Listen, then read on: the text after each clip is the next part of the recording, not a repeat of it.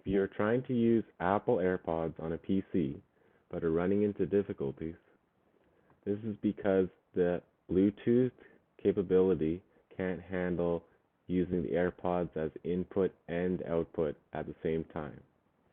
If you try to use both the AirPods as your output and input device, then the audio that you hear as headphones will be really bad quality and really loud.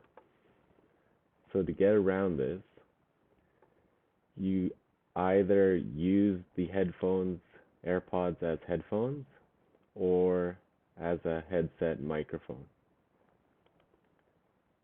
So in my case, I use my PC speakers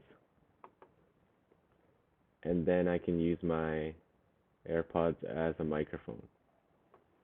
Or you can do the opposite and use your AirPods headphones to hear people talking, and then you can use an external mic or your computer mic to talk into. But unfortunately, you can't do both at the same time while getting good quality from both.